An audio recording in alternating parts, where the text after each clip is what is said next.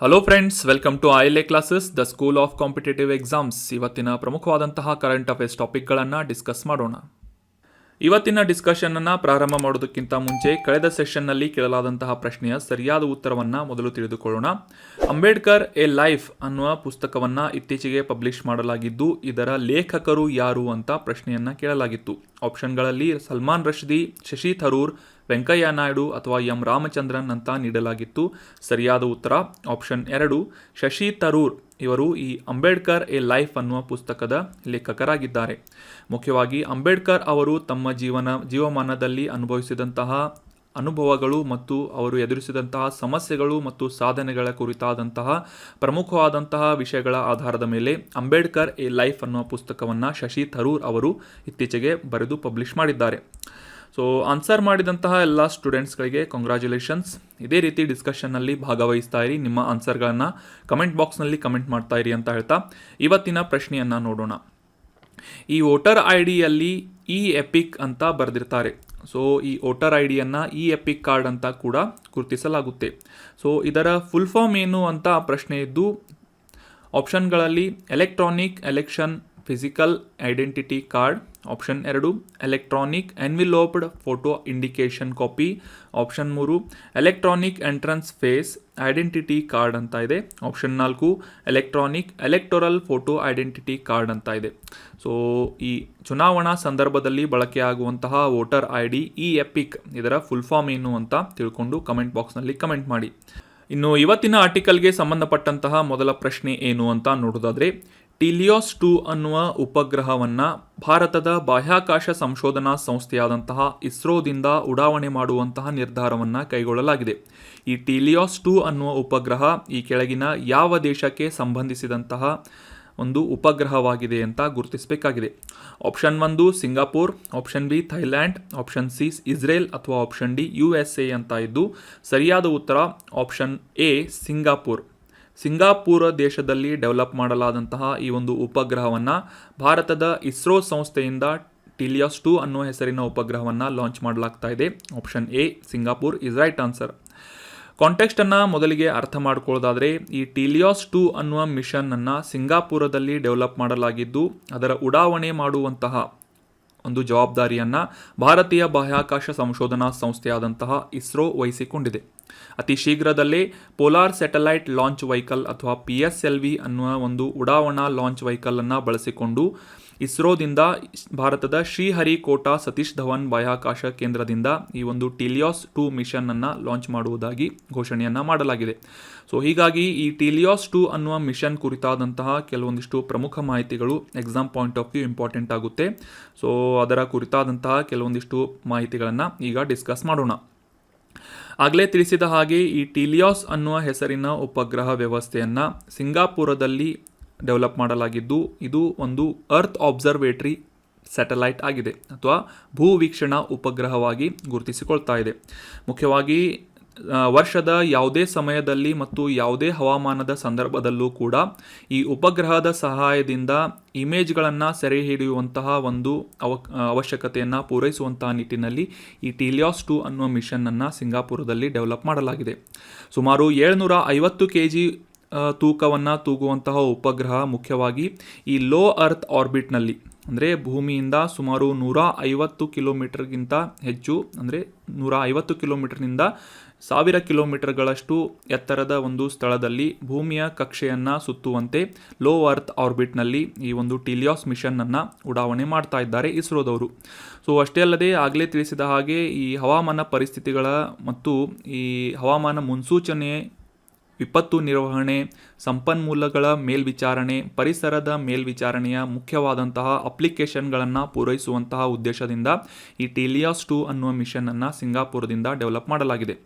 ಮುಖ್ಯವಾಗಿ ಈ ಸಿಂಗಾಪುರದಿಂದ synthetic aperture radar ಅನ್ನುವ ಈ ಒಂದು ಅಬ್ಸರ್ವೇಟರಿ ಸ್ಯಾಟಲೈಟನ್ನು 1 ಮಿಲಿಯನ್ ರೆಸಲ್ಯೂಷನ್ನಷ್ಟು ಹೈ ರೆಸಲ್ಯೂಷನ್ ಚಿತ್ರಣಗಳನ್ನು ಅಥವಾ ಇಮೇಜಸ್ಗಳನ್ನು ಸೆರೆ ಹಿಡಿಯುವಂತೆ ನಿರ್ಮಿಸಲಾಗಿದೆ. So that was about detailed information of TeLEOS 2 mission. So ಇಲ್ಲಿ ನಾವು ಗಮನಿಸಿದ ಹಾಗೆ ಲೋ ಅರ್ತ್ ಆರ್ಬಿಟ್ ಅಂತ ಡಿಸ್ಕಸ್ ಮಾಡಿದ್ವಿ. ಆಗಲೇ ತಿಳಿಸಿದ ಹಾಗೆ ಯಾವುದೇ ಒಂದು ಸ್ಯಾಟಲೈಟ್ ಭೂಮಿಯಿಂದ ಸುಮಾರು ಎತ್ತರದಲ್ಲಿ ಮೇಲೆ ಹೋದಾಗ ಅದಕ್ಕೆ ಯಾವುದೇ ರೀತಿಯಾದಂತಹ ಇಂಧನದ ಅವಶ್ಯಕತೆ ಇರುವುದಿಲ್ಲ. ಅಂದರೆ ಪ್ರೊಪಲ್ಷನ್ಗಳ ಅವಶ್ಯಕತೆ ಇಲ್ಲದೆ ಭೂಮಿಯನ್ನು ಸುತ್ತುವರಿಯುವಂತಹ ಅಥವಾ ಕಕ್ಷೆಯಲ್ಲಿ ತಿರುಗುವಂತಹ ಒಂದು ಸಾಮರ್ಥ್ಯವನ್ನು ಪಡೆದುಕೊಳ್ಳುವುದಕ್ಕೆ ಭೂಮಿಯಿಂದ ಅದು ಆ ಸ್ಯಾಟಲೈಟ್ ಸುಮಾರು 150 ಕಿಲೋಮೀಟರ್ ಮಿನಿಮಮ್ ಹೈಟ್ನಲ್ಲಿ ಅಥವಾ ಆಲ್ಟಿಟ್ಯೂಡ್ನಲ್ಲಿ ಸೇರಬೇಕಾಗುತ್ತೆ. ಸೊ ಆ ಒಂದು ಎತ್ತರದಲ್ಲಿ ಆ ಒಂದು ಸ್ಯಾಟಲೈಟನ್ನು ಸ್ಥಿತಿ ಸ್ಥಾಪಿಸುವುದಕ್ಕೆ ಭಾರತದ PSLV ಲಾಂಚ್ ವೆಹಿಕಲನ್ನು ಬಳಸುವುದರ ಮೂಲಕ ಈ ಇಸ್ರೋದಿಂದ ಈ ಒಂದು ಟೀಲಿಯಾಸ್ 2 ಅನ್ನುವ ಮಿಷನನ್ನು ಲಾಂಚ್ ಮಾಡಲಾಗ್ತಾ ಇದೆ. ಇನ್ನು ಮುಂದಿನ ಆರ್ಟಿಕಲ್ಗೆ ಸಂಬಂಧಪಟ್ಟಂತಹ ಪ್ರಶ್ನೆಯನ್ನು ನೋಡೋದಾದರೆ, ಭಾರತದಲ್ಲಿ ಈ ಕೆಳಗಿನ ಯಾವ ದಿನವನ್ನು ಪಂಚಾಯತ್ ರಾಜ್ ದಿನ ಅಂತ ಆಚರಿಸಲಾಗುತ್ತೆ ಅಂತ ಪ್ರಶ್ನೆ ಇದ್ದು, ಆಪ್ಷನ್ಗಳಲ್ಲಿ April 24, option B April 21, option C April 12 ಅಥವಾ ಮೇ 20 ಅಂತ ಇದೆ. ಸರಿಯಾದ ಉತ್ತರ ಆಪ್ಷನ್ ಬಿ ಏಪ್ರಿಲ್ 21ರಂದು ಪ್ರತಿ ವರ್ಷ ಭಾರತದಲ್ಲಿ ಪಂಚಾಯತ್ ರಾಜ್ ದಿನ ಅಂತ ಆಚರಿಸಲಾಗುತ್ತೆ. Option B is right answer. ಮೊದಲಿಗೆ ಕಾಂಟೆಕ್ಸ್ಟನ್ನು ಅರ್ಥ ಮಾಡ್ಕೊಳ್ಳೋದಾದರೆ, ಇತ್ತೀಚೆಗೆ ರಾಷ್ಟ್ರೀಯ ಪಂಚಾಯತ್ ಪ್ರಶಸ್ತಿಗಳನ್ನು ನೀಡಲಾಯಿತು. ನವದೆಹಲಿಯಲ್ಲಿ ಈ ಪಂಚಾಯತ್ಗಳ ಪ್ರೋತ್ಸಾಹಕ ರಾಷ್ಟ್ರೀಯ ಸಮ್ಮೇಳನವನ್ನು ಉದ್ಘಾಟಿಸುವಂತಹ ಸಂದರ್ಭದಲ್ಲಿ ಭಾರತದ ರಾಷ್ಟ್ರಪತಿಗಳಿಂದ ಈ ರಾಷ್ಟ್ರೀಯ ಪಂಚಾಯತ್ ಪ್ರಶಸ್ತಿಗಳನ್ನು ಪ್ರದಾನ ಮಾಡಲಾಯಿತು ಅಂತ ನ್ಯೂಸ್ನಲ್ಲಿ ಬಂದಿತ್ತು. ಸೊ ಹೀಗಾಗಿ ಈ ರಾಷ್ಟ್ರೀಯ ಪಂಚಾಯತ್ ಪ್ರಶಸ್ತಿಗಳ ಕುರಿತಾದಂತಹ 2023ರ ಆವೃತ್ತಿಯ ಈ ಒಂದು ಪ್ರಶಸ್ತಿಗಳ ಕುರಿತಾದಂತಹ ಮಾಹಿತಿಗಳನ್ನು ಡಿಸ್ಕಸ್ ಮಾಡೋಣ. ಭಾರತದಲ್ಲಿ ಇದೇ ಮೊದಲ ಬಾರಿಗೆ 2023ರಲ್ಲಿ ಏಪ್ರಿಲ್ ತಿಂಗಳ 17 ತಾರೀಕಿನಿಂದ 21 ತಾರೀಕಿನವರೆಗೆ ರಾಷ್ಟ್ರೀಯ ಪಂಚಾಯತ್ ಪ್ರಶಸ್ತಿ ವೀಕ್ ಅಥವಾ ವಾರ ಅಂತ ಗುರುತಿಸಲಾಗ್ತಾ ಇದೆ. ನಮಗೆಲ್ಲ ಗೊತ್ತಿರೋ ಹಾಗೆ ಪ್ರತಿ ವರ್ಷ 24 ಏಪ್ರಿಲ್ ಈ ಒಂದು ದಿನವನ್ನು ರಾಷ್ಟ್ರೀಯ ಪಂಚಾಯತ್ ರಾಜ್ ದಿನ ಅಂತ ಗುರುತಿಸಲಾಗುತ್ತೆ. ಸೊ ಹೀಗಾಗಿ ಇದೇ ಒಂದು ಸಂದರ್ಭದಲ್ಲಿ ನೀಡಲಾಗುವಂತಹ ಈ ಪ್ರಶಸ್ತಿಗಳನ್ನು ನೀಡುವಂತಹ ಸಂದರ್ಭದಲ್ಲಿ ಏಪ್ರಿಲ್ 17ರಿಂದ 21 ತಾರೀಕಿನವರೆಗೆ ರಾಷ್ಟ್ರೀಯ ಪಂಚಾಯತ್ ಪ್ರಶಸ್ತಿ ವಾರ ಅಂತ ಗುರುತಿಸಲಾಗ್ತಾ ಇದೆ. ಸೊ ಇನ್ನು ಈ ಪಂಚಾಯತ್ ಪ್ರಶಸ್ತಿಗಳ ಕುರಿತಾದಂತಹ ಮಾಹಿತಿಗಳನ್ನು ಡಿಸ್ಕಸ್ ಮಾಡುವುದಾದರೆ, ಮೊದಲ ಬಾರಿಗೆ 2011ನೇ ಇಸವಿಯಲ್ಲಿ ಈ ಸುಸ್ಥಿರ ಅಭಿವೃದ್ಧಿ ಗುರಿಗಳನ್ನು ಸಾಧಿಸುವಂತಹ ನಿಟ್ಟಿನಲ್ಲಿ ಪಂಚಾಯಿತಿಗಳು ಯಾವ ರೀತಿಯಾಗಿ ತಮ್ಮ ಕಾರ್ಯಕ್ಷಮತೆಯನ್ನು ತೋರಿಸ್ತಾ ಇವೆ ಅನ್ನುವ ಒಂದು ಮೌಲ್ಯಮಾಪನವನ್ನು ಮಾಡುವುದರ ಮೂಲಕ ಅತ್ಯುತ್ತಮ ಕಾರ್ಯನಿರ್ವಹಣೆಯನ್ನು ಮಾಡಿದಂತಹ ಪಂಚಾಯಿತಿಗಳನ್ನು ಗುರುತಿಸಿ ಪ್ರಶಸ್ತಿಗಳನ್ನು ಪ್ರದಾನ ಮಾಡಲಾಗುತ್ತೆ. ನೆನಪಿಟ್ಕೊಳ್ಳಿ, ಈ ಪ್ರಶಸ್ತಿಗಳನ್ನು ಮೊದಲ ಬಾರಿಗೆ 2011ರಲ್ಲಿ ಪ್ರಾರಂಭ ಮಾಡಲಾಗಿತ್ತು. ಸೊ 2023ರ ಈ ಒಂದು ಆವೃತ್ತಿಯ ರಾಷ್ಟ್ರೀಯ ಪಂಚಾಯತ್ ಪ್ರಶಸ್ತಿಗಳ ಪ್ರದಾನ ಸಂದರ್ಭದಲ್ಲಿ ಮುಖ್ಯವಾಗಿ ಈ ಲೋಕಲ್ ಸಸ್ಟೈನೇಬಲ್ ಡೆವಲಪ್ಮೆಂಟ್ ಗೋಲ್ ಅನ್ನುವ ಥೀಮ್ಗಳನ್ನು, ಅಂದರೆ ಈ ಸುಸ್ಥಿರ ಅಭಿವೃದ್ಧಿಗಳ ಗುರಿಗಳನ್ನು ಸಾಧಿಸುವಂತಹ ನಿಟ್ಟಿನಲ್ಲಿ ಅವುಗಳನ್ನು ಸ್ಥಳೀಯವಾಗಿ ಯಾವ ರೀತಿಯಾಗಿ ಇಂಪ್ಲಿಮೆಂಟ್ ಮಾಡಲಾಗ್ತಾ ಇದೆ ಅನ್ನುವ ಒಂದು ಥೀಮನ್ನು ಇಟ್ಕೊಂಡು ಮೊದಲನೇ ಪ್ರಶಸ್ತಿಯನ್ನು, ಅಂದರೆ ದೀನ್ ದಯಾಳ್ ಉಪಾಧ್ಯಾಯ ಪಂಚಾಯತ್ ಸತತ್ ವಿಕಾಸ್ ಪುರಸ್ಕಾರ್ ಅನ್ನುವ ಒಂದು ಪ್ರಶಸ್ತಿಯನ್ನು ನೀಡಲಾಗುತ್ತೆ. ಅದೇ ರೀತಿಯಾಗಿ ಈ ಸಸ್ಟೈನೇಬಲ್ ಡೆವಲಪ್ಮೆಂಟ್ ಗೋಲ್ಗಳ 9 ವಿಷಯಗಳನ್ನು ಆಧರಿಸಿದಂತಹ ಮತ್ತು ಈ ಹಸಿರು ಉಪಕ್ರಮಗೆ ಸಂಬಂಧಿಸಿದಂತಹ ಈ ಒಂದು ಒಟ್ಟಾರೆ ಕಾರ್ಯಕ್ಷಮತೆಯನ್ನು ತೋರಿದಂತಹ ಈ ಪಂಚಾಯಿತಿಗಳಿಗೆ ನಾನಾಜಿ ದೇಶ್ಮುಖ್ ಸರ್ವೋತ್ತಮ್ ಪಂಚಾಯತ್ ಸತತ್ ವಿಕಾಸ್ ಪುರಸ್ಕಾರ ಅಂತ ಕೂಡ ನೀಡಲಾಗುತ್ತೆ. ಅದೇ ರೀತಿಯಾಗಿ ಗ್ರಾಮ್ ಊರ್ಜಾ ಸ್ವರಾಜ್ ಅನ್ನುವ ವಿಶೇಷ ಪಂಚಾಯತ್ ಪುರಸ್ಕಾರ ಮತ್ತು ಕಾರ್ಬನ್ ನ್ಯೂಟ್ರಲ್ ವಿಶೇಷ ಪಂಚಾಯತ್ ಪುರಸ್ಕಾರ ಅನ್ನುವ 4 ಪ್ರಮುಖವಾದಂತಹ ವಿಶೇಷ ಪ್ರಶಸ್ತಿಗಳನ್ನು ಈ ಒಂದು ಸಂದರ್ಭದಲ್ಲಿ ನೀಡಲಾಗುತ್ತೆ. ಸೊ ನೆನ್ಪಿಟ್ಕೊಳ್ಳಿ, ರಾಷ್ಟ್ರೀಯ ಪಂಚಾಯತ್ ಪ್ರಶಸ್ತಿಗಳನ್ನು ಮುಖ್ಯವಾಗಿ ಈ ಒಂದು ಪಂಚಾಯಿತಿಗಳನ್ನು, ದೇಶದಾದ್ಯಂತ ಇರುವಂತಹ ಪಂಚಾಯಿತಿಗಳನ್ನು ಅವುಗಳ ಕಾರ್ಯಕ್ಷಮತೆಯನ್ನು ಯಾವ ರೀತಿಯಾಗಿ ಸುಸ್ಥಿರ ಅಭಿವೃದ್ಧಿ ಗುರಿಗಳನ್ನು ಸಾಧಿಸುವಂತಹ ನಿಟ್ಟಿನಲ್ಲಿ ಕೆಲಸ ಮಾಡ್ತಾ ಇವೆ ಅನ್ನುವ ಕಾರ್ಯಕ್ಷಮತೆಯನ್ನು ಇವ್ಯಾಲ್ಯುಯೇಟ್ ಮಾಡುವುದರ ಮೂಲಕ ಈ ಒಂದು ಪಂಚಾಯತ್ ಪ್ರಶಸ್ತಿಗಳನ್ನು ಪಂಚಾಯಿತಿಗಳಿಗೆ ನೀಡಲಾಗುತ್ತದೆ. ಇದೇ ಒಂದು ಸಂದರ್ಭದಲ್ಲಿ ಒಂದು ಮೊಬೈಲ್ ಅಪ್ಲಿಕೇಶನನ್ನು ಕೂಡ ನಮ್ಮ ಕೇಂದ್ರ ಗ್ರಾಮೀಣಾಭಿವೃದ್ಧಿ ಸಚಿವರಿಂದ ಲಾಂಚ್ ಮಾಡಲಾಗಿದ್ದು, ಮುಖ್ಯವಾಗಿ ಈ ಪಂಚಾಯಿತಿಗಳಲ್ಲಿ ತೆಗೆದುಕೊಂಡಂತಹ ನಿರ್ಧಾರಗಳನ್ನು ಮತ್ತು ಸಮಸ್ಯೆಗಳನ್ನು ಪರಿಹರಿಸುವಂತಹ ನಿಟ್ಟಿನಲ್ಲಿ GS ನಿರ್ಣಯ್ ಅನ್ನುವ ಒಂದು ಈ national initiative for rural India ಅನ್ನುವ ಒಂದು ಫುಲ್ ಫಾರ್ಮನ್ನು ಇಟ್ಕೊಂಡಿರುವಂತಹ ಈ ನಿರ್ಣಯ್ ಅನ್ನುವ ಒಂದು ಅಪ್ಲಿಕೇಶನನ್ನು ಕೂಡ ಲಾಂಚ್ ಮಾಡಲಾಗಿದೆ. ನ್ಯಾವಿಗೇಟ್ ಮಾಡುವಂತಹ ಉದ್ದೇಶದಿಂದ, ಈ ಆವಿಷ್ಕಾರ ಮತ್ತು ಪಂಚಾಯತ್ ನಿರ್ಧಾರಗಳನ್ನು ಪರಿಹರಿಸುವಂತಹ ಉದ್ದೇಶದಿಂದ ಈ national initiative for rural India ಅಥವಾ GS ನಿರ್ಣಯ್ ಅನ್ನುವ ಒಂದು ಅಪ್ಲಿಕೇಶನನ್ನು ಕೂಡ ಕೇಂದ್ರ ಗ್ರಾಮೀಣಾಭಿವೃದ್ಧಿ ಸಚಿವರಿಂದ ಲಾಂಚ್ ಮಾಡಲಾಗಿದೆ. ಇದೇ ಒಂದು ಸಂದರ್ಭದಲ್ಲಿ ಈ ಒಂದು ಅಪ್ಲಿಕೇಶನ್ನ ಮುಖ್ಯ ಉದ್ದೇಶ ಏನು ಅಂತಂದರೆ, ಗ್ರಾಮ ಸಭೆಗಳಲ್ಲಿ ಸಭೆಗಳು ನಡೆಯುವಂತಹ ಸಂದರ್ಭದಲ್ಲಿ ಚರ್ಚಿಸಲಾಗುವಂತಹ ನಿರ್ಣಾಯಕ ಮಾಹಿತಿಗಳ ಸುಲಭವಾದಂತಹ ಆಕ್ಸೆಸ್ಸನ್ನು ಪಡೆದುಕೊಳ್ಳುವಂತಹ ನಿಟ್ಟಿನಲ್ಲಿ ಈ ಒಂದು GS ನಿರ್ಣಯ ಅನ್ನುವ ಒಂದು ಅಪ್ಲಿಕೇಶನನ್ನು ಲಾಂಚ್ ಮಾಡಲಾಗಿದೆ. ಸೊ ಈ ಪಂಚಾಯತ್ ಪ್ರಶಸ್ತಿಗಳು ಯಾವ ರೀತಿಯಾಗಿ ಕೆಲಸ ಮಾಡುತ್ತವೆ ಅಂದರೆ ಈ ಒಂದು ವಿಕೇಂದ್ರೀಕೃತವಾದಂತಹ ಸಹಭಾಗಿತ್ವದ ಅಂದರೆ ಈ ಡಿಸೆಂಟ್ರಲೈಸ್ ಆದಂತಹ ಒಂದು ಪವರನ್ನು ಯಾವ ರೀತಿಯಾಗಿ ದೇಶದಾದ್ಯಂತ ಡಿಸೆಂಟ್ರಲೈಸ್ ಮಾಡುವುದರ ಮೂಲಕ ಮತ್ತು ಪ್ರಜಾಪ್ರಭುತ್ವವನ್ನು ಎತ್ತಿ ಹಿಡಿಯುವಂತಹ ನಿಟ್ಟಿನಲ್ಲಿ ಪಂಚಾಯತ್ಗಳು ನಿರ್ವಹಿಸುವಂತಹ ಪಾರದರ್ಶಕತೆ ಮತ್ತು ದಕ್ಷತೆಯನ್ನು ಇವ್ಯಾಲ್ಯುಯೇಟ್ ಮಾಡುವುದರ ಮೂಲಕ ಈ ಪ್ರಶಸ್ತಿಗಳನ್ನು ಪಂಚಾಯತ್ಗಳಿಗೆ ನೀಡಲಾಗುತ್ತದೆ. So that was about detail information of ರಾಷ್ಟ್ರೀಯ ಪಂಚಾಯತ್ ಪ್ರಶಸ್ತಿಗಳು. ಇನ್ನು ಮುಂದಿನ ಆರ್ಟಿಕಲ್ಗೆ ಸಂಬಂಧಪಟ್ಟಂತಹ ಪ್ರಶ್ನೆಯನ್ನು ನೋಡೋದಾದರೆ, ಇಬ್ಸಾ ಅನ್ನುವ ಈ ಒಂದು ವೇದಿಕೆ ಅಥವಾ ಫೋರಮ್ನ ಸದಸ್ಯತ್ವವನ್ನು ಈ ಕೆಳಗಿನ ಯಾವ ರಾಷ್ಟ್ರ ಹೊಂದಿಲ್ಲ ಅಂತ ಪ್ರಶ್ನೆ ಇದೆ. IBSA ಅನ್ನುವ ಈ ಒಂದು ಪ್ಲ್ಯಾಟ್ಫಾರ್ಮ್ನ ಸದಸ್ಯತ್ವವನ್ನು ಈ ಕೆಳಗಿನ ಪಟ್ಟಿಯಲ್ಲಿರುವಂತಹ ಯಾವ ರಾಷ್ಟ್ರ ಹೊಂದಿಲ್ಲ ಅಂತ ಗುರುತಿಸಬೇಕಾಗಿದ್ದು, option 1 South Africa, option B India, option C Israel, option D Brazil ಅಂತ ಇದೆ. ಸರಿಯಾದ ಉತ್ತರ ಆಪ್ಷನ್ C ಇಸ್ರೇಲನ್ನು ಹೊರತುಪಡಿಸಿ ಉಳಿದಂತೆ ಈ ಸೌತ್ ಆಫ್ರಿಕಾ ಅಂದರೆ ದಕ್ಷಿಣ ಆಫ್ರಿಕಾ, ಭಾರತ ಮತ್ತು ಬ್ರೆಜಿಲ್ ಈ 3 ರಾಷ್ಟ್ರಗಳು ಕೂಡ ಈ ಇಬ್ಸಾ ಫೋರಮ್ನ ಸದಸ್ಯತ್ವವನ್ನು ಹೊಂದಿವೆ. ಸೊ ಇಸ್ರೇಲ್ ಈ ಒಂದು ಸದಸ್ಯ ರಾಷ್ಟ್ರ ಆಗಿಲ್ಲ. ಸೊ IBSA ಅಂದರೆ ಹೆಸರಿನಲ್ಲೇ ಸೂಚಿಸುವ ಹಾಗೆ IBSA ಅಂದರೆ ಇಂಡಿಯಾ, ಬ್ರೆಜಿಲ್, ಸೌತ್ ಆಫ್ರಿಕಾ ಅನ್ನುವ ಈ 3 ತ್ರಿಪಕ್ಷೀಯ ರಾಷ್ಟ್ರಗಳು ಈ ಒಂದು ಫೋರಮ್ ಅಥವಾ ಇಬ್ಸಾ ಅನ್ನುವ ವೇದಿಕೆಯ ಸದಸ್ಯತ್ವವನ್ನು ಹೊಂದಿವೆ. So option C Israel is right answer.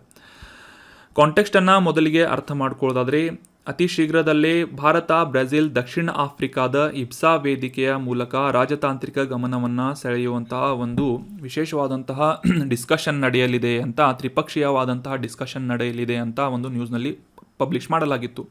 So ಹೀಗಾಗಿ ಈ IBSA ಡೈಲಾಗ್ ಫೋರಮ್ ಕುರಿತಾದಂತಹ ಕೆಲವೊಂದಿಷ್ಟು ಪ್ರಮುಖ ಮಾಹಿತಿಗಳನ್ನು ಡಿಸ್ಕಸ್ ಮಾಡೋಣ. ಮುಖ್ಯವಾಗಿ ಭಾರತ, ಬ್ರೆಜಿಲ್ ಮತ್ತು ದಕ್ಷಿಣ ಆಫ್ರಿಕಾ ದೇಶಗಳ ತ್ರಿಪಕ್ಷೀಯವಾದಂತಹ ಒಂದು ಸಂವಾದ ವೇದಿಕೆಯಾಗಿ 2003ರಲ್ಲಿ ಈ ಒಂದು ಬ್ರೆಜಿಲಿಯಾ ಘೋಷಣೆಯ ಮೂಲಕ ಪ್ರಾರಂಭವಾದಂತಹ ಒಂದು ಡೈಲಾಗ್ ಫೋರಮ್ ಅಥವಾ ಸಂವಾದದ ಒಂದು ವೇದಿಕೆ ಇಬ್ಸಾ ಅನ್ನುವ ಫೋರಮ್ ಆಗಿದೆ. ಈ ಇಬ್ಸಾ ಅನ್ನುವ ಫೋರಮನ್ನು ಲಾಂಚ್ ಮಾಡುವುದಕ್ಕೆ ಮುಖ್ಯ ಉದ್ದೇಶ ಏನು ಅಂತಂದರೆ, ಏಷ್ಯಾ, ದಕ್ಷಿಣ ಅಮೆರಿಕಾ ಮತ್ತು ಆಫ್ರಿಕಾ ಖಂಡದ 3 ಬಹು ಸಾಂಸ್ಕೃತಿಕ ಮತ್ತು ಬಹು ಜನಾಂಗೀಯ ಪ್ರಜಾಪ್ರಭುತ್ವ ದೇಶಗಳಾದಂತಹ ಭಾರತ, ಸೌತ್ ಆಫ್ರಿಕಾ ಮತ್ತು ಬ್ರೆಜಿಲ್ ಈ 3 ರಾಷ್ಟ್ರಗಳು 2003ರಲ್ಲಿ ಬ್ರೆಜಿಲಿಯಾ ಅನ್ನುವ ಘೋಷಣೆಯ ಮೂಲಕ ಪರಸ್ಪರ ಜಾಗತಿಕ ಸಮಸ್ಯೆಗಳ ಕುರಿತಾದಂತಹ ಚರ್ಚೆಗಳನ್ನು ನಡೆಸುವಂತೆ ಮತ್ತು ಪರಸ್ಪರ ಈ ಒಂದು ತ್ರಿಪಕ್ಷೀಯ ರಾಷ್ಟ್ರಗಳ ನಡುವಿನ ಒಂದು ಸಮನ್ವಯತೆಯನ್ನು ಮತ್ತು ಇತರ ವಲಯಗಳ ಮತ್ತು ಕ್ಷೇತ್ರಗಳಿಗೆ ಸಂಬಂಧಪಟ್ಟಂತೆ ಸಹಕಾರವನ್ನು ಹೆಚ್ಚಿಸುವಂತಹ ಉದ್ದೇಶದಿಂದ 2003ರಲ್ಲಿ ಬ್ರೆಜಿಲಿಯಾ ಘೋಷಣೆಯ ಮೂಲಕ ಈ ಒಂದು ಇಬ್ಸಾ ವೇದಿಕೆಯನ್ನು ಪ್ರಾರಂಭ ಮಾಡಲಾಗಿತ್ತು. ಸೊ ಅದೇ ರೀತಿಯಾಗಿ ಈ ಒಂದು ಇಮೇಜ್ನಲ್ಲಿ ಗುರುತಿಸುವ ಪ್ರಕಾರ ಭಾರತ, ಸೌತ್ ಆಫ್ರಿಕಾ ಮತ್ತು ಬ್ರೆಜಿಲ್ ಈ 3 ರಾಷ್ಟ್ರಗಳ ನಡುವೆ ಈ ಇಬ್ಸಾ ಅನ್ನುವ ವೇದಿಕೆಯ ಮೂಲಕ ಇಬ್ಸಾ ಮಾರ್ ಅನ್ನುವ ಒಂದು ಎಕ್ಸಸೈಸನ್ನು ಕೂಡ, ಯುದ್ಧ ವ್ಯಾಯಾಮವನ್ನು ಕೂಡ ಕಂಡಕ್ಟ್ ಮಾಡಲಾಗುತ್ತೆ. ಭಾರತ, ಬ್ರೆಜಿಲ್ ಮತ್ತು ಸೌತ್ ಆಫ್ರಿಕಾ ರಾಷ್ಟ್ರಗಳ ನಡುವಿನ ನೌಕಾಪಡೆಗಳ ನಡುವಿನ ಜಂಟಿ ಆದಂತಹ ಬಹುಪಕ್ಷೀಯವಾದಂತಹ ಕಡಲ ವ್ಯಾಯಾಮ ಈ ಇಬ್ಸಾ ಮಾರ್ ಅನ್ನುವ ಎಕ್ಸಸೈಸ್ ಆಗಿದೆ.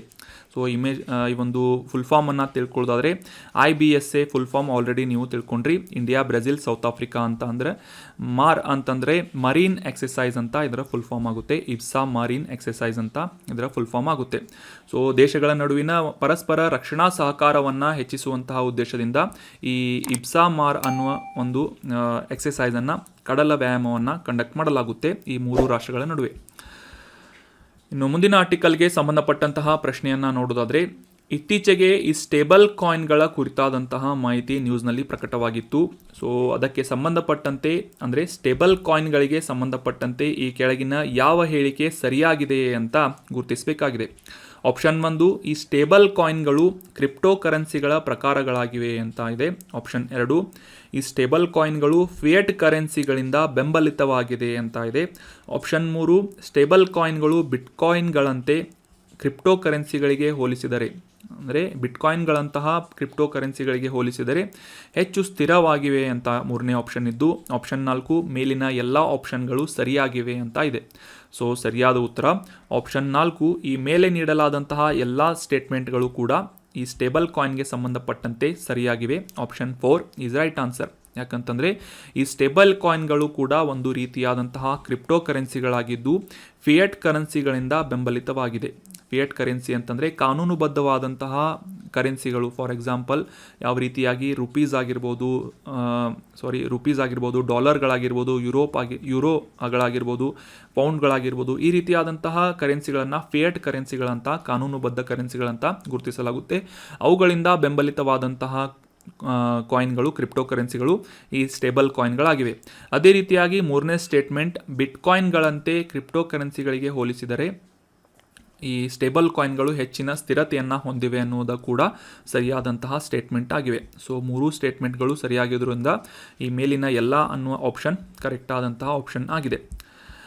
ಮೊದಲಿಗೆ ಕಾಂಟೆಕ್ಸ್ಟನ್ನು ಅರ್ಥ ಮಾಡ್ಕೊಳ್ಳೋದಾದರೆ, ಇತ್ತೀಚೆಗೆ ಈ ಸ್ಟೇಬಲ್ ಕಾಯಿನ್ಗಳಿಗೆ ಸಂಬಂಧಪಟ್ಟಂತೆ ಒಂದು ಫ್ರೇಮ್ವರ್ಕನ್ನು ಡೆವಲಪ್ ಮಾಡುವಂತಹ ನಿಟ್ಟಿನಲ್ಲಿ ಯುನೈಟೆಡ್ ಸ್ಟೇಟ್ಸ್ನ ಕಾಂಗ್ರೆಸ್, ಅಂದರೆ ಯಾವ ರೀತಿಯಾಗಿ ನಾವು ಭಾರತದಲ್ಲಿ ಪಾರ್ಲಿಮೆಂಟ್ ಅಂತ ಕರಿತೇವೆ, ಅದೇ ರೀತಿಯಾಗಿ USA ಕಾಂಗ್ರೆಸ್ ಅಂತ ಕರೆಯಲಾಗುತ್ತೆ. ಸೊ ಈ ಶಾಸಕಾಂಗದ ಚೌಕಟ್ಟನ್ನು ರೂಪಿಸುವಂತಹ ನಿಟ್ಟಿನಲ್ಲಿ, ಈ ಸ್ಟೇಬಲ್ ಕಾಯಿನ್ಗಳನ್ನು ರೆಗ್ಯುಲೇಟ್ ಮಾಡುವಂತಹ ನಿಟ್ಟಿನಲ್ಲಿ ಈ ಒಂದು ಚೌಕಟ್ಟನ್ನು ನಿರ್ಮಿಸುವಂತಹ ಪ್ರಯತ್ನವನ್ನು ಮಾಡಲಾಗ್ತಾ ಇದೆ ಅಂತ ನ್ಯೂಸ್ನಲ್ಲಿ ಬಂದಿತ್ತು. ಸೊ ಹೀಗಾಗಿ ನ್ಯೂಸ್ನಲ್ಲಿರುವಂತಹ ಈ ಸ್ಟೇಬಲ್ ಕಾಯಿನ್ಗಳ ಕುರಿತಾದಂತಹ ಕೆಲವೊಂದಿಷ್ಟು ಮಾಹಿತಿಗಳನ್ನು ಈ ಒಂದು ಆರ್ಟಿಕಲ್ನಲ್ಲಿ ಡಿಸ್ಕಸ್ ಮಾಡೋಣ. ಮುಖ್ಯವಾಗಿ ಈ ಸ್ಟೇಬಲ್ ಕಾಯಿನ್ಗಳು ಕೂಡ ಕ್ರಿಪ್ಟೋ ಕರೆನ್ಸಿಗಳಾಗಿದ್ದು ಯಾವುದೇ ರೀತಿಯಾದಂತಹ ಆಯಾ ದೇಶದ ಕರೆನ್ಸಿ, ಕಮೋಡಿಟಿ ಮತ್ತು ಫೈನಾನ್ಷಿಯಲ್ ಇನ್ಸ್ಟ್ರೂಮೆಂಟ್ಗಳಿಗೆ ಲಿಂಕ್ ಮಾಡಲಾಗಿದೆ ಈ ಒಂದು ಕ್ರಿಪ್ಟೋ ಕರೆನ್ಸಿಗಳನ್ನು ಅನ್ನೋದು ಮುಖ್ಯವಾದಂತಹ ಒಂದು ವಿಷಯವಾಗಿದೆ. ನೀವು ಸಾಮಾನ್ಯವಾಗಿ ಬಿಟ್ಕಾಯಿನ್ಗಳನ್ನುವ ಒಂದು ಕ್ರಿಪ್ಟೋ ಕರೆನ್ಸಿಗಳ ಬಗ್ಗೆ ತಿಳ್ಕೊಂಡಿರ್ತೀರಿ. ಸೊ ಅವುಗಳಿಗೆ ಯಾವುದೇ ರೀತಿಯಾದಂತಹ ಒಂದು ಕನೆಕ್ಷನನ್ನು ಅಥವಾ ಈ ಲೀಗಲ್ ಟೆಂಡರ್ ಲಿಂಕನ್ನು ನೀಡಲಾಗಿರುವುದಿಲ್ಲ. ಆದರೆ ಮೊದಲ ಬಾರಿಗೆ ಈ ಕ್ರಿಪ್ಟೋ ಕರೆನ್ಸಿಗಳಾದಂತಹ ಸ್ಟೇಬಲ್ ಕಾಯಿನ್ಗಳಿಗೆ ಈ ಒಂದು ಲಿಂಕನ್ನು ನೀಡಲಾಗಿದೆ. ಸೊ ಯಾವ ರೀತಿಯಾಗಿ ಈ ಒಂದು ಫಿಯಟ್ ಕರೆನ್ಸಿಗಳ ಸಪೋರ್ಟನ್ನು ಪಡೆದುಕೊಳ್ತಾ ಇವೆ ಅಂತ ಕೂಡ ಅಂಡರ್ಸ್ಟ್ಯಾಂಡ್ ಮಾಡ್ಕೊಳ್ಳೋಣ. ಆಗಲೇ ಡಿಸ್ಕಸ್ ಮಾಡಿದ ಹಾಗೆ ಈ ಫಿಯಟ್ ಕರೆನ್ಸಿಗಳಿಂದ ಬೆಂಬಲಿತವಾದಂತಹ ಈ ಸ್ಟೇಬಲ್ ಕಾಯಿನ್ಸ್ಗಳನ್ನುವ ಈ ಕ್ರಿಪ್ಟೋ ಕರೆನ್ಸಿಗಳು ಹೆಚ್ಚಿನ ಸ್ಥಿರವಾದಂತಹ ಒಂದು ಬೆಲೆಯನ್ನು ಹೊಂದಲಿವೆ. ಯಾವುದೇ ರೀತಿಯಾಗಿ ಚಂಚಲತೆಗೆ ಪರ್ಯಾಯವನ್ನು ಒದಗಿಸುವಂತಹ ನಿಟ್ಟಿನಲ್ಲಿ ಕೂಡ ಈ ಸ್ಟೇಬಲ್ ಕಾಯಿನ್ಗಳು, ಜನಪ್ರಿಯವಾದಂತಹ ಕ್ರಿಪ್ಟೋ ಕರೆನ್ಸಿಗಳು ಸಹಾಯ ಮಾಡಲಿವೆ ಅಂತ ಕೂಡ ನಿರೀಕ್ಷೆಯನ್ನು ಇಟ್ಟುಕೊಳ್ಳಲಾಗಿದೆ. ಇದೇ ಒಂದು ಉದ್ದೇಶದಿಂದ, ಹೆಚ್ಚಿನ ಸ್ಥಿರತೆಯನ್ನು ಕಾಪಾಡಿಕೊಳ್ಳುವಂತಹ ಒಂದು ಉದ್ದೇಶದಿಂದ ಇವುಗಳಿಗೆ ಒಂದು ಫ್ರೇಮ್ವರ್ಕನ್ನು ಅಥವಾ ಚೌಕಟ್ಟನ್ನು ರೂಪಿಸುವಂತಹ ನಿಟ್ಟಿನಲ್ಲಿ ಯುನೈಟೆಡ್ ಸ್ಟೇಟ್ಸ್ನ ಕಾಂಗ್ರೆಸ್ ಕೆಲಸವನ್ನು ಮಾಡ್ತಾ ಇದೆ, ಪ್ರಯತ್ನವನ್ನು ಪಡ್ತಾ ಇದೆ ಅಂತ ನ್ಯೂಸ್ನಲ್ಲಿ ಪಬ್ಲಿಷ್ ಮಾಡಲಾಗಿತ್ತು. ಸೊ ಈಗ ಡಿಸ್ಕಸ್ ಮಾಡಲಾದಂತಹ ಈ ಚಂಚಲತೆ ಅಂದರೆ ವೊಲಾಟೈಲಿಟಿ ಅಂತಂದರೆ ಏನು ಅಂತ ತಿಳ್ಕೊಳ್ಳೋದಾದರೆ, ನಮಗೆಲ್ಲ ಗೊತ್ತಿರುವ ಹಾಗೆ ಈ ಕ್ರಿಪ್ಟೋ ಕರೆನ್ಸಿಗಳಲ್ಲಿ ಪಾಪ್ಯುಲರ್ ಆದಂತಹ ಇನ್ನೊಂದು ಕರೆನ್ಸಿ ಯಾವುದು ಅಂತಂದರೆ ಬಿಟ್ಕಾಯಿನ್ಗಳಾಗಿವೆ. ಸೊ ಯಾವ ರೀತಿಯಾಗಿ ಈ ಬಿಟ್ಕಾಯಿನ್ಗಳ ಮೌಲ್ಯ ಒಮ್ಮೆ ಆಕಾಶಕ್ಕೆ ಏರಿದರೆ ಇನ್ನೊಮ್ಮೆ ಪಾತಾಳಕ್ಕೆ ಕುಸಿಯುತ್ತದೆ. ಸೊ ಹೀಗಾಗಿ ಒಂದು ಫ್ಲಕ್ಚುಯೇಷನನ್ನು, ಅಂದರೆ ಒಂದು ವೊಲಾಟೈಲಿಟಿಯನ್ನು ಕಡಿಮೆ ಮಾಡುವಂತಹ ನಿಟ್ಟಿನಲ್ಲಿ, ಚಂಚಲತೆಯನ್ನು ಕಡಿಮೆ ಮಾಡುವಂತಹ ನಿಟ್ಟಿನಲ್ಲಿ ಈ ಸ್ಟೇಬಲ್ ಕಾಯಿನ್ಗಳಿಗೆ ಫಿಯಟ್ ಕರೆನ್ಸಿಗಳನ್ನು ಬೆಂಬಲಿತವಾಗಿ ನೀಡಲಾಗ್ತಾ ಇದೆ. ಫಿಯಟ್ ಕರೆನ್ಸಿ ಅಂತಂದರೆ ಕಾನೂನುಬದ್ಧವಾಗಿ ಈ ಒಂದು ಕೇಂದ್ರ ಬ್ಯಾಂಕ್ಗಳಿಂದ ನೀಡಲಾಗುವಂತಹ, ಪಬ್ಲಿಷ್ ಮಾಡಲಾಗುವಂತಹ, ಗೌರ್ಮೆಂಟ್ನಿಂದ ಅಪ್ರೂವಲನ್ನು ಪಡೆದುಕೊಂಡಂತಹ ಕರೆನ್ಸಿಗಳಾದಂತಹ ಫಾರ್ ಎಕ್ಸಾಂಪಲ್ ಡಾಲರ್ಗಳಾಗಿರ್ಬೋದು, US ಡಾಲರ್ಗಳಾಗಿರ್ಬೋದು ಅಥವಾ ಯೂರೋಗಳಾಗಿರ್ಬೋದು, ಈ ರೀತಿಯಾದಂತಹ ಕರೆನ್ಸಿಗಳನ್ನು ಫಿಯಟ್ ಕರೆನ್ಸಿ ಅಂತ ಕರೆಯಲಾಗುತ್ತೆ. ಸೊ ಈ ಫಿಯಟ್ ಕರೆನ್ಸಿಗಳಿಂದ ಬೆಂಬಲವನ್ನು ಈ ಸ್ಟೇಬಲ್ ಕಾಯಿನ್ಸ್ ಅನ್ನುವ ಕ್ರಿಪ್ಟೋ ಕರೆನ್ಸಿಗೆ ನೀಡುವುದರ ಮೂಲಕ ಈ ಸ್ಟೇಬಲ್ ಕಾಯಿನ್ಸ್ ಅನ್ನುವ ಕ್ರಿಪ್ಟೋ ಕರೆನ್ಸಿಗಳು ಹೆಚ್ಚಿನ ಸ್ಥಿರತೆಯನ್ನು ಪಡೆದುಕೊಳ್ಳುವುದರ ಮೂಲಕ ಚಂಚಲತೆಯನ್ನು ಕಡಿಮೆ ಹೊಂದಲಿವೆ ಅಂತ ಈ ಒಂದು ನಿರೀಕ್ಷೆಯನ್ನು ಇಡಲಾಗಿದೆ. ಸೊ ಇನ್ನು ಈಗ ಡಿಸ್ಕಸ್ ಮಾಡಲಾದಂತಹ ಕ್ರಿಪ್ಟೋ ಕರೆನ್ಸಿಗಳು ಅಂದರೆ ಏನು ಅಂತ ಸಿಂಪಲ್ ಆಗಿ ತಿಳ್ಕೊಳ್ಳೋದಾದರೆ, ಈ ಕ್ರಿಪ್ಟೋ ಕರೆನ್ಸಿಗಳು ಸಾಮಾನ್ಯವಾಗಿ ಡಿಜಿಟಲ್ ಕರೆನ್ಸಿಗಳು ಅಥವಾ ವರ್ಚುವಲ್ ಕರೆನ್ಸಿಗಳು ಅಂತ ಗುರುತಿಸಿಕೊಳ್ಳುತ್ತವೆ. ಎನ್ಕ್ರಿಪ್ಷನ್ ತಂತ್ರಜ್ಞಾನದ ಮೂಲಕ ಇವುಗಳನ್ನು ಕೋಡಿಫೈ ಮಾಡಲಾಗಿದ್ದು ಸಾಮಾನ್ಯವಾಗಿ ಯಾವುದೇ ರೀತಿಯಾದಂತಹ ಒಂದು ಕೇಂದ್ರ ಬ್ಯಾಂಕ್ಗಳಿಂದ ಅಥವಾ ಗೌರ್ಮೆಂಟ್ನಿಂದ ಈ ಕ್ರಿಪ್ಟೋ ಕರೆನ್ಸಿಗಳು ನಿಯಂತ್ರಣದಲ್ಲಿ ಒಳಗಾಗಿರುವುದಿಲ್ಲ. ಅಂದರೆ ಸ್ವತಂತ್ರವಾಗಿ ಈ ಒಂದು ಕೇಂದ್ರ ಬ್ಯಾಂಕ್ನಿಂದ ಸ್ವತಂತ್ರವಾಗಿ ಕಾರ್ಯನಿರ್ವಹಿಸುವಂತಹ ಸಾಮರ್ಥ್ಯವನ್ನು ಈ ಡಿಜಿಟಲ್ ರೂಪದಲ್ಲಿರುವಂತಹ ಕ್ರಿಪ್ಟೋ ಕರೆನ್ಸಿಗಳು ಹೊಂದಿರುತ್ತವೆ. ಸೊ ಹೀಗಾಗಿ ಇವುಗಳನ್ನು ಡಿಸೆಂಟ್ರಲೈಸ್ಡ್ ಕರೆನ್ಸಿ ಅಂತ ಕೂಡ ಗುರುತಿಸಲಾಗುತ್ತೆ. ಫಾರ್ ಎಕ್ಸಾಂಪಲ್ ಯಾವ ರೀತಿಯಾಗಿ ಭಾರತದಲ್ಲಿ ರೂಪಾಯಿಗಳನ್ನು RBIನಿಂದ ರೆಗ್ಯುಲೇಟ್ ಮಾಡಲಾಗುತ್ತೆ, ಅದೇ ರೀತಿಯಾಗಿ US ಡಾಲರನ್ನು ಈ ಅಮೆರಿಕಾದ ಕೇಂದ್ರ ಬ್ಯಾಂಕ್ ಆದಂತಹ ಫೆಡರಲ್ ಬ್ಯಾಂಕ್ನಿಂದ ರೆಗ್ಯುಲೇಟ್ ಮಾಡಲಾಗುತ್ತೆ. ಅದೇ ರೀತಿಯಾಗಿ ಈ ಬಿಟ್ಕಾಯಿನ್ಗಳಾಗಿರ್ಬೋದು, ಇಥೇರಿಯಂ ಆಗಿರ್ಬೋದು, ಈ ಲಿಬ್ರಾ ಅನ್ನುವ ಕ್ರಿಪ್ಟೋ ಕರೆನ್ಸಿ ಆಗಿರ್ಬೋದು, ಇವುಗಳನ್ನು ಯಾವುದೇ ರೀತಿಯಾಗಿ ಕೇಂದ್ರೀಯ ಬ್ಯಾಂಕ್ಗಳಿಂದ ರೆಗ್ಯುಲೇಟ್ ಮಾಡಲಾಗುವುದಿಲ್ಲ, ಕಂಟ್ರೋಲ್ ಮಾಡಲಾಗುವುದಿಲ್ಲ. ಸೊ ಹೀಗಾಗಿ ಇವುಗಳನ್ನು ಡಿಸೆಂಟ್ರಲೈಸ್ಡ್ ಕರೆನ್ಸಿ ಅಂತ ಇವುಗಳನ್ನು ಹೆಸರಿಸಲಾಗುತ್ತೆ. 2009ರಲ್ಲಿ ಮೊದಲ ಬಾರಿಗೆ ಜಗತ್ತಿನಾದ್ಯಂತ ಪ್ರಸಿದ್ಧವಾದಂತಹ ಕ್ರಿಪ್ಟೋ ಕರೆನ್ಸಿಯಾದಂತಹ ಬಿಟ್ಕಾಯಿನ್ಗಳನ್ನು ಮೊದಲ ಬಾರಿಗೆ ಪರಿಚಯಿಸಲಾಗಿತ್ತು. ನೆನ್ಪಿಟ್ಕೊಳ್ಳಿ, ಬಿಟ್ಕಾಯಿನ್ಗಳನ್ನು 2009ರಲ್ಲಿ ಮೊದಲ ಬಾರಿಗೆ ಪರಿಚಯಿಸಲಾಗಿತ್ತು. ಇದು ಒಂದು ಡಿಜಿಟಲ್ ರೂಪದಲ್ಲಿರುವಂತಹ ವರ್ಚುವಲ್ ಕರೆನ್ಸಿ ಅಥವಾ ಕ್ರಿಪ್ಟೋ ಕರೆನ್ಸಿ ಆಗಿದೆ. So that was about detailed information of crypto currency and stable coins. ಇನ್ನು ಮುಂದಿನ ಆರ್ಟಿಕಲ್ಗೆ ಸಂಬಂಧಪಟ್ಟಂತಹ ಪ್ರಶ್ನೆಯನ್ನು ನೋಡೋದಾದರೆ, ಇತ್ತೀಚೆಗೆ ಈ ಬಿಹು ಅನ್ನುವ ನೃತ್ಯ ನ್ಯೂಸ್ನಲ್ಲಿತ್ತು. ಸೊ ಹೀಗಾಗಿ ಪ್ರಸಿದ್ಧವಾದಂತಹ ಜನಪದ ಸಾಂಪ್ರದಾಯಿಕ ನೃತ್ಯವಾದಂತಹ ಈ ಬಿಹು ಈ ಕೆಳಗಿನ ಯಾವ ರಾಜ್ಯಕ್ಕೆ ಸಂಬಂಧಿಸಿದಂತಹ ನೃತ್ಯವಾಗಿದೆ, ಕಲೆಯಾಗಿದೆ ಅಂತ ಪ್ರಶ್ನೆ ಇದೆ. Option 1 Meghalaya, option 2 Assam, option 3 ಪಶ್ಚಿಮ ಬಂಗಾಳ, ಆಪ್ಷನ್ 4 ಅರುಣಾಚಲ್ ಪ್ರದೇಶ ಅಂತ ಇದ್ದು ಸರಿಯಾದ ಉತ್ತರ ಆಪ್ಷನ್ 2 ಅಸ್ಸಾಂ ರಾಜ್ಯಕ್ಕೆ ಸಂಬಂಧಿಸಿದಂತೆ ಈ ಬಿಹು ಅನ್ನುವ ನೃತ್ಯ ಸಾಕಷ್ಟು ಪಾಪ್ಯುಲರ್ ಆಗಿದೆ. Option 2 Assam is right answer. ಮೊದಲಿಗೆ ಈ ಅಸ್ಸಾಂನ ಜನಪ್ರಿಯ ನೃತ್ಯವಾದಂತಹ ಬಿಹು ನೃತ್ಯ ನ್ಯೂಸ್ನಲ್ಲಿ ಯಾಕೆ ಇತ್ತು ಅಂತ ಕಾಂಟೆಕ್ಸ್ಟನ್ನು ಅರ್ಥ ಮಾಡ್ಕೊಳ್ಳೋದಾದರೆ, ಅಸ್ಸಾಂನ ಗುವಾಹತಿಯಲ್ಲಿರುವಂತಹ ಈ ಸರು ಸಜಯ್ ಅನ್ನುವ ಕ್ರೀಡಾಂಗಣದಲ್ಲಿ ಸುಮಾರು 11,000ಕ್ಕೂ ಹೆಚ್ಚು ನೃತ್ಯಗಾರರು, ಬಿಹು ನೃತ್ಯಗಾರರು ಮತ್ತು ಸಂಗೀತಗಾರರೊಂದಿಗೆ 2 ವಿಶ್ವ ದಾಖಲೆಗಳನ್ನು ನಿರ್ಮಿಸಲಾಗಿದೆ ಅಂತ ನ್ಯೂಸ್ನಲ್ಲಿ ಪಬ್ಲಿಷ್ ಆಗಿತ್ತು. ಸೊ ಹೀಗಾಗಿ ಅಸ್ಸಾಂನ ಜನಪ್ರಿಯವಾದಂತಹ ಈ ಒಂದು ಬಿಹು ನೃತ್ಯದ ಕುರಿತಾದಂತಹ ಕೆಲವೊಂದಿಷ್ಟು ಪ್ರಮುಖ ಮಾಹಿತಿಗಳನ್ನು ಈ ಒಂದು ಆರ್ಟಿಕಲ್ನಲ್ಲಿ ಡಿಸ್ಕಸ್ ಮಾಡೋಣ. ಅಸ್ಸಾಂ ರಾಜ್ಯದಲ್ಲಿ ಪ್ರತಿಷ್ಠಿತವಾದಂತಹ ಮತ್ತು ಪ್ರಸಿದ್ಧವಾದಂತಹ ಈ ಬಿಹು ನೃತ್ಯ ಪ್ರದರ್ಶನ ಮತ್ತು ಜನಪದ ಸಂಗೀತಗಾರರ ಅತಿ ದೊಡ್ಡ ಪ್ರದರ್ಶನವನ್ನು ಇತ್ತೀಚೆಗೆ ಗುವಾಹತಿಯಲ್ಲಿ ಆಯೋಜನೆ ಮಾಡಲಾಗಿತ್ತು. ಸೊ ಇದೇ ಒಂದು ಸಂದರ್ಭದಲ್ಲಿ 2 ವಿಶ್ವ ಗಿನ್ನಿಸ್ ದಾಖಲೆಗಳನ್ನು ನಿರ್ಮಾಣ ಮಾಡಲಾಯಿತು ಅಂತ ಈ ಒಂದು ಸಂದರ್ಭದಲ್ಲಿ ಪಬ್ಲಿಷ್ ಮಾಡಲಾಗಿತ್ತು. ಸೊ ಹೀಗಾಗಿ ಈ ಒಂದು ಅಸ್ಸಾಂನ ಬಿಹು ನೃತ್ಯದ ಕುರಿತಾದಂತಹ ಮಾಹಿತಿಯನ್ನು ತಿಳ್ಕೊಳ್ಳೋದಾದರೆ, ಮುಖ್ಯವಾಗಿ ಈ ಅಸ್ಸಾಂನ ಹೊಸ ವರ್ಷವಾಗಿ ಆಚರಿಸುವಂತಹ ಬಿಹು ಅನ್ನುವ ಉತ್ಸವದ ಅಥವಾ ಹಬ್ಬದ ಸಂದರ್ಭದಲ್ಲಿ ಪರ್ಫಾರ್ಮ್ ಮಾಡಲಾಗುವಂತಹ ಒಂದು ನೃತ್ಯ ಈ ಬಿಹು ಅನ್ನುವ ನೃತ್ಯ ಆಗಿದೆ. ಅಸ್ಸಾಂನಾದ್ಯಂತ ಜನಪ್ರಿಯವಾಗಿ ಬೋಹಾಗ್ ಬಿಹು ಮತ್ತು ರೊಂಗಾಲಿ ಬಿಹು ಅನ್ನುವ ಈ ಹಬ್ಬಗಳ ಸಂದರ್ಭದಲ್ಲಿ ಈ ಬಿಹು ನೃತ್ಯವನ್ನು ಪರ್ಫಾರ್ಮ್ ಮಾಡಲಾಗುತ್ತೆ ಈ ಒಂದು ಕಲಾವಿದರಿಂದ. ಸೊ ಹೀಗಾಗಿ ಅಸ್ಸಾಮಿನ ಹೊಸ ವರ್ಷ ಅಂತ ಕೂಡ ಈ ಬಿಹು ಹಬ್ಬವನ್ನು ಆಚರಿಸಲಾಗುತ್ತೆ. ಕನ್ಫ್ಯೂಸ್ ಮಾಡ್ಕೋಬೇಡಿ, ಈ ಬಿಹು ಅಂತಂದರೆ ಅಸ್ಸಾಂನಲ್ಲಿ ಆಚರಿಸುವಂತಹ ಹಬ್ಬ ಕೂಡ ಆಗಿದೆ. ಅಷ್ಟೇ ಅಲ್ಲದೆ ಈ ಒಂದು ನೃತ್ಯದ ಹೆಸರು ಕೂಡ, ಸಾಂಪ್ರದಾಯಿಕ ನೃತ್ಯದ ಹೆಸರು ಕೂಡ ಬಿಹು ಅನ್ನೋ ಹೆಸರು ಪಡೆದುಕೊಂಡಿದೆ. ಸೊ ಇತ್ತೀಚೆಗೆ 11,000ಕ್ಕೂ ಹೆಚ್ಚು ಅಂದರೆ 11,304 ನೃತ್ಯಗಾರರು ಮತ್ತು ಸಂಗೀತಗಾರರೊಂದಿಗೆ ಈ ಬಿಹು ನೃತ್ಯವನ್ನು ಪರ್ಫಾರ್ಮ್ ಮಾಡುವುದರ ಮೂಲಕ 2 ವಿಶ್ವ ದಾಖಲೆಗಳನ್ನು, ಗಿನ್ನಿಸ್ ವರ್ಲ್ಡ್ ರೆಕಾರ್ಡ್ಗಳನ್ನು ಮಾಡಲಾಯಿತು ಅಂತ ನಾವು ಅರ್ಥ ಮಾಡ್ಕೊಂಡ್ವಿ. So that was all about today's articles. ಈಗ ಡಿಸ್ಕಸ್ ಮಾಡಲಾದಂತಹ ಎಲ್ಲ ಆರ್ಟಿಕಲ್ಸ್ಗಳನ್ನು ಮತ್ತೊಮ್ಮೆ ರಿವೈಸ್ ಮಾಡಿಬಿಡೋಣ.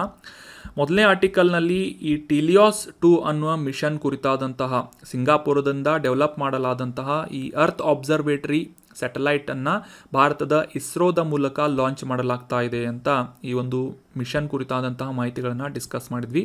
ಸೊ ಇದರ ಉದ್ದೇಶಗಳನ್ನು ಕೂಡ ಕ್ಲಿಯರ್ ಆಗಿ ಅಂಡರ್ಸ್ಟ್ಯಾಂಡ್ ಮಾಡ್ಕೊಂಡ್ವಿ. ನಂತರದ ಆರ್ಟಿಕಲ್ನಲ್ಲಿ ರಾಷ್ಟ್ರೀಯ ಪಂಚಾಯತ್ ವಾರವನ್ನು ಏಪ್ರಿಲ್ನಲ್ಲಿ 17ನೇ ತಾರೀಕಿನಿಂದ 21ನೇ ತಾರೀಕಿನವರೆಗೆ ಭಾರತದಲ್ಲಿ ಆಚರಿಸಲಾಗ್ತಾ ಇದ್ದು, ಇದೇ ಒಂದು ಸಂದರ್ಭದಲ್ಲಿ ರಾಷ್ಟ್ರೀಯ ಪಂಚಾಯತ್ ಪ್ರಶಸ್ತಿಗಳನ್ನು ಪ್ರದಾನ ಮಾಡಲಾಯಿತು ಅಂತ ಡಿಸ್ಕಸ್ ಮಾಡಿದ್ವಿ. ನಂತರದ ಆರ್ಟಿಕಲ್ನಲ್ಲಿ ಈ ಇಬ್ಸಾ ಅನ್ನುವ ಡೈಲಾಗ್ ಫೋರಮ್ ಅಥವಾ ಸಂವಾದದ ಒಂದು ವೇದಿಕೆಯ ಕುರಿತಾದಂತಹ ಮಾಹಿತಿಗಳನ್ನು ಡಿಸ್ಕಸ್ ಮಾಡಿದ್ವಿ.